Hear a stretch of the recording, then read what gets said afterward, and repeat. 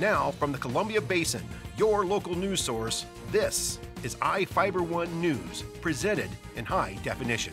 The #1 source for real-time local news, local sports headlines, and our very own Weather Center forecast covering the entire Columbia Basin.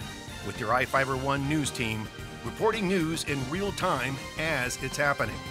From the iFIBER Communications HD broadcast studio in Ephrata, Washington, this is iFIBER 1 News, and it starts now.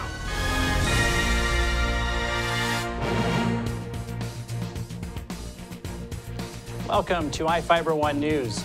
I'm Cody Johnson with news from around the Columbia Basin for Monday, March 11th.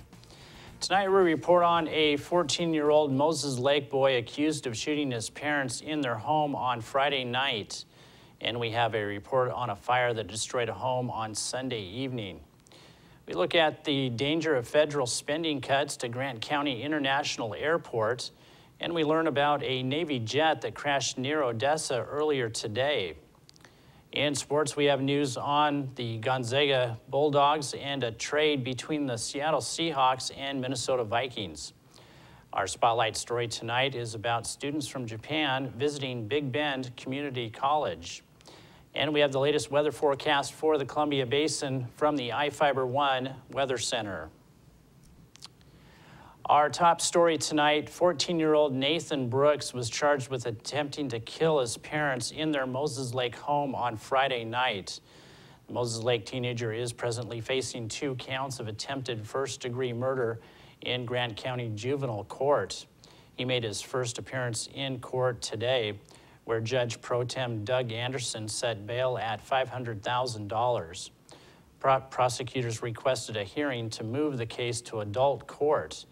If he is convicted of the charges as an adult, he faces a minimum of 30 years in prison. If he is convicted as a juvenile, he would serve time until he turns 21, and then he'll be released. Prosecutor Angus Lee told iFIBER 1 News it will be some time before it's decided whether Brooks will face charges as an adult. Deputy Prosecutor Kevin McCrae asked for bail to be set at $1 million.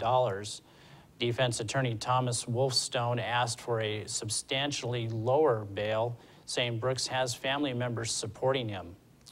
Brooks allegedly shot his parents, Jonathan and Elizabeth Brooks, in the head Friday night at their home on Battery Road.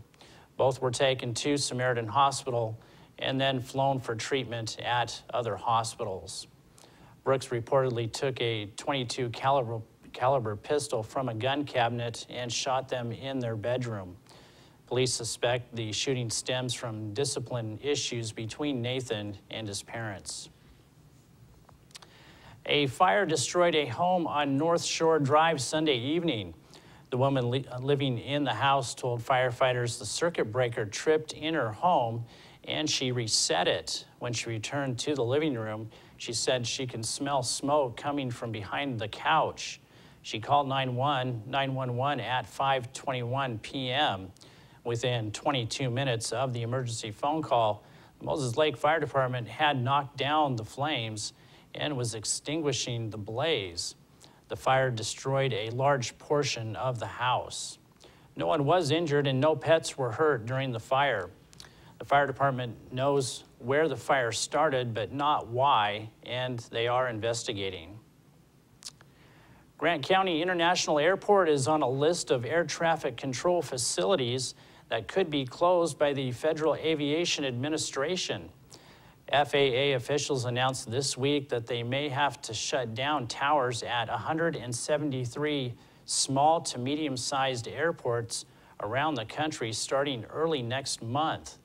The federal government will no longer be able to pay air traffic controllers to oversee these towers as part of the sequester, the $85 billion in automatic spending cuts that went into effect this month.